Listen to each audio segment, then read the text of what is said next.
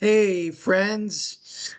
It's your intrepid warrior, David Lanjuli with fundraisingleadership.org with my good friend and colleague, Margaret Katzcan, coming to you to talk about challenges, whether you take them on or not.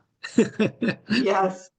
So David, hi, David. Thanks for the I, welcome. Hello, anybody who's listening.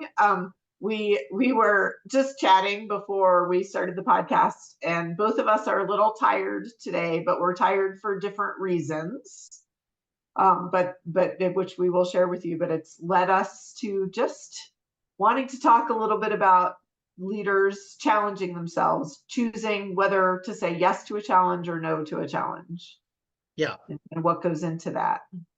what goes into that is right. And where you fall on that spectrum. So I was sharing with Margaret that many of you in the audience know that I train jujitsu. It's actually a challenge that I took on 9 years ago. We call it a quest. It's a big hairy ass thing that you have no, that you really have no idea how you're going to achieve it, but it involves other people. It involves resources. It has a definite goal and that you're aiming for. Like mine was black belt by 62. I'm still in that challenge right now. But as part of it, I've some of my teammates have been cold plunging, and this old frame of mine, takes a beating in jujitsu, which is one of the reasons why that was a huge challenge for me to take on.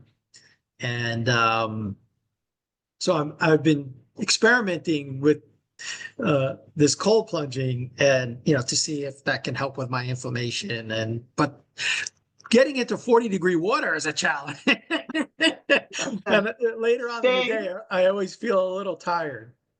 yeah. Well, and David, you were telling me like you don't just jump in. It's a different protocol. Right. Well, some guys actually do jump in, And then but jump yes, out you again. Just what well I would. they climb out because their feet and hands are so frozen they can't jump. But yeah, this cold plunge tub is inside of a geodesic dome that has hot steam in it.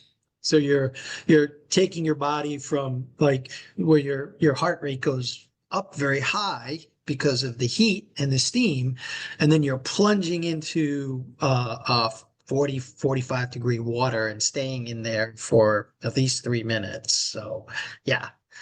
Uh, so, I mean, here we are. I've been saying, like, I'm not going to take on more challenges, and here I am doing cold plunging. doing more challenges. And so we were talking a little bit about how, maybe as a leader, David's default is to say yes to challenging things. Yes. And so, yeah. And my reason for my fatigue is that I joined a challenge that was actually called a challenge. And I have a very ambivalent relationship with LinkedIn, but it's a place where I would like to have more presence. And so I thought I would challenge myself with a 30 day. How many times do you think I can use that word challenge in a sentence here? I'm going for a record. It's a new challenge. Yeah. I am in a 30-day posting every day, and the group that I'm working with is based on the East Coast, and I'm in Colorado. So when they meet at 9 a.m., it's 7 a.m. for me. So today was day 23, and I've been at my desk at 7 a.m. every day for the last 23 days, including the weekends. So it's been early. It's not how I would normally start a morning. It's not where I normally am at 7 a.m. So that is feeling It's challenging. also And part of the reason why we're both feeling a little fatigued today. right, that was You, what was behind the conversation. So, right. and for me, my default, I think for a lot of years as a mother and, somebody with a career, like it just felt always like enough to too much. And so my default, if you had challenged me to do something that made me uncomfortable or might result in a little bit less sleep, would have been, my default would have been like, I think not. That would be no for me. So, yeah. So we're on the, well, there's a whole spectrum, right? But leaders in the world generally um, take on challenges in one form or another. Um, you know, I would almost say by definition, if you're a leader, you're up to something challenging. Yeah. Now it becomes a matter of degree, I think, like how challenging is it? Yeah. Yeah. And it may be that that would be the more typical default for people. Well, I think people in a sort of traditional leadership who, people who are running an organization or, I think those people may have as a default that, yeah, bring it on, give me the mountain to climb, like give me the cliff to jump off of or the airplane to jump out of or something. There may be more predisposition, but I also think, we use the word leadership in a broader context. Yeah, I think I don't know too many, if we were to look um, at leaders that we admire, if I were to think about leaders that I admire, they definitely took on some some big challenges, you know. Uh, Mahatma Gandhi and the British Empire, you know, like that. Yeah, that's a serious challenge. Yeah. Martin Luther King and racism in America. Um, we could go on and on. But I think there is, um, and I'm using those that just came off the top of my head, but um, I'm not using those as a way of comparing what anyone in the audience is up to as a leader, that it's not challenging for you. It could be your small nonprofit that is delivering, aid to hurricane relief right now. That could be a huge challenge. Yeah. You know? Yeah. Yeah. Yeah, I think sometimes in the nonprofit world, it seems like the default is, and with all respect and admiration for the people who are working to get hurricane relief, but sometimes the default seems to be less challenge instead of more challenge. There's a lot of fear about resourcing big challenges in the Right. nonprofit space. So Okay. Well, you, Margaret, especially, and me in the past, worked with a lot of fundraising leaders, and uh, so let's say you're an executive director of a nonprofit, but you shy away from fundraising, you know, because it's a challenge for you. yeah, Yeah, right. a lot of EDs do that. Yeah, this is that was my day 23 post was certainly a bit about that on LinkedIn today. So that is certainly on my mind. Um, Yeah. but I think sometimes when people feel challenged by one thing, then they calibrate to less everywhere else. I mean, the example of like if I as an executive director don't feel comfortable raising a lot of money, then and I don't believe that I can raise more money, then I'm gonna have less going on in my organization. Mhm. Pay people Mhm. less, hire fewer people, like everything gets more compact. Yeah.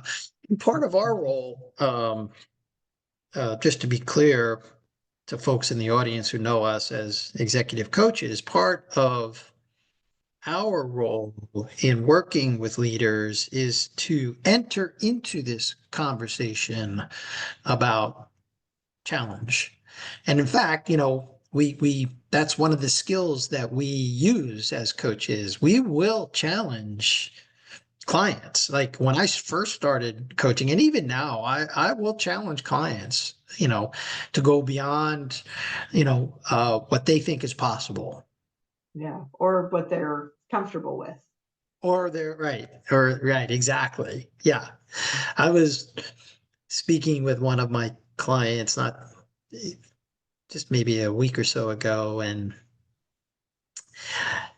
I challenged him to, well, he was talking about reaching out to somebody, and I I said, he said, well, maybe I'll send him a note. I said, no, I'm going to challenge you. Pick up the phone and call that person. And so like in coaching, we always say the client is completely at choice. The client can say yes to that challenge, no, or make a counter offer. And he countered offered to the no, I'll send him a note. Okay, there's a, yeah. Well, And I he think, thought about it. He did. And then there's some growth in that too. yeah. And I think there's some interesting, um, if you take the lid off and sort of look at like what makes a challenge a good challenge for a specific person to say yes to versus no, there's a lot at play there, Yeah. including, again, for David, he's a yes guy for challenges, or has been over most of his life. And so his work is probably to ask himself, gosh, what is the upside of this challenge Right. for me? Yeah, no, that's true. So if I was working with Margaret and hypothetically, and this conversation might happen here because as I'm completing the arc of my 10-year quest for a black belt, there will invariably come up some other, because I'm a person who historically I've always challenged myself. Um, there will come something that I will have to think through and talk through with a coach, and the challenge might be to say no. Yeah, For me. absolutely. Yeah. Yeah. So I Yeah. do And think actually, that's it. there is something bubbling up. Somebody reached out to me. This has been on my mind because someone reached out to me to see if I would be interested in serving on a board of a going nonprofit. And one of the reasons, of course, they want me to be on the board is because they're having trouble fundraising and they don't have anybody on the board with fundraising experience. And so, anyway, I said I would consider it. Mhm. Uh, um, but they haven't reached out yet, so we'll see. Okay. Yeah. Yeah. And do you But I'm feel, not going into that like it's a yes, right? I really am being more thoughtful about it.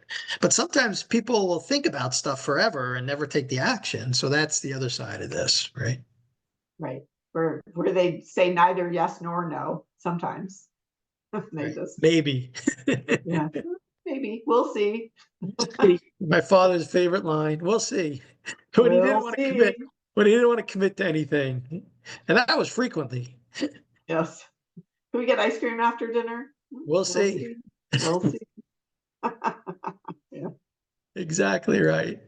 Yeah. You know, I'm trying, I was thinking about that. I definitely get more of this challenging energy from my mom, you know. Yeah. It's like that. It's definitely the high D energy of the disc. There's a lot of D's on the disc are challengers. They just are. So it's hardwired for me. Yeah. Yeah. Yeah. To challenge yourself and others. True. And then I do think the we'll see is more of an S behavior on the disc. Yeah, probably an S behavior. And I'm a high I on disc. And so I don't think there's an inherent challenge in that style. I don't So think the eyes are, unless it's yeah that it's not that it would be the challenge for a high I would be to chill out. Like go on a to silent follow retreat. through. Go on a silent retreat. That would be it. Yeah, that might be a challenge. I think the challenge, I mean, because eyes can be big thinkers certainly and have big ideas, and the Right. challenge is often the completion of a project or the That's true. details of the project. Yeah. And then the challenge for a C on the disc would be to get out of the paralysis of analysis and take some action, because they'll just want to, well, I'll think about it. Right. Let me, Or let me think. I need more information. I need Yeah, more data I before need I more can. data. right. Yeah. And then you come back next week. Okay, did you get all your data? No, I still need more data. Nope, I only have 92% of the data that I need. Yeah. Yeah. So there's different ways, folks have different styles. These are sort of behavioral styles, but what we know about behavioral styles is we have a sort of a default, but we can uh, always be challenged to step out of our default style and Yeah. maybe take some risk or do something or not or don't do something, right? Yeah. When you propose a challenge to a client, and I know there's a lot of different answers, but there's something that you see for them, Yeah. right? Like what has you encouraging or offering a challenge that you think, ooh, this would really make some sort of difference for this person?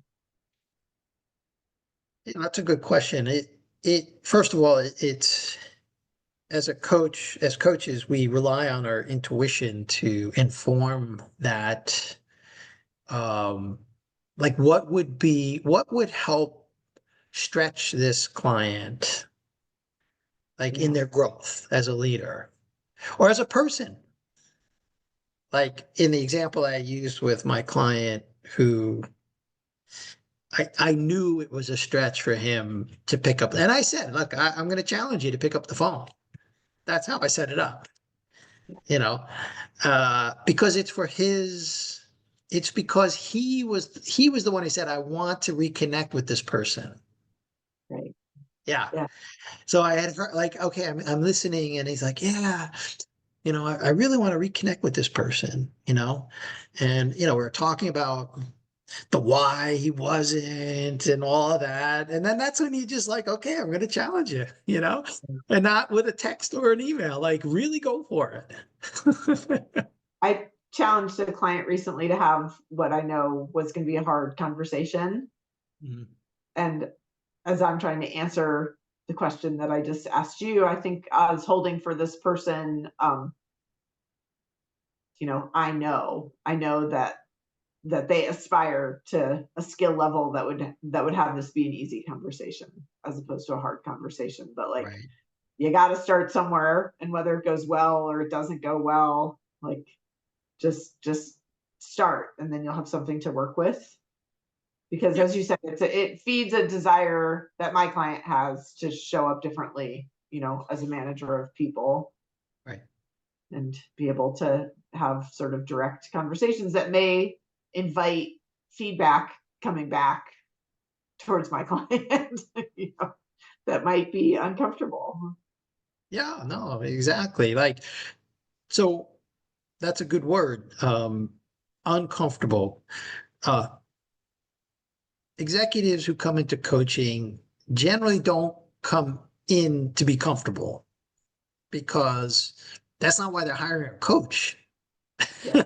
Generally speaking, there's some growth that they're looking for, whether it be in their communications or in the example I used, or in the also similar in your case, feedback, looking for feedback, or they are looking to improve relationships, or they are looking to improve productivity or performance. So all of these things, uh, um, as we say, are in the growth edge of leaders. Like these are things that they might not do on their own, but for a coach being in their corner, encouraging them. That's another word I'll use when I issue a challenge. I'll say, I encourage you to pick up the phone and make that call, because it does take courage to actually, I believe it takes courage to take on a challenge. It takes quite a bit of courage. Yeah. Yeah. To actually do something you've never done before, or there's something you're uncomfortable with, or something like that you want to do, but you always hold back, you know. Yeah. Yeah. I think we're sort of kind of forming a little bit of a metric of when, well, here's a time when challenging yourself might make sense. And I think what we're both saying as a coach, that we can kind of name boy, if we're aligned with the client on a goal that they have, and this challenge seems like a way to, it's a waypoint on the path to where they want to go, then it's a great thing. And then also for them not to be 100% attached to what happens when they do the challenge.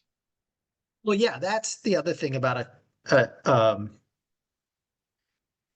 I think something that's challenging is you don't necessarily know what the result's going to be. That's why it's a challenge. So, right. So if you're gonna,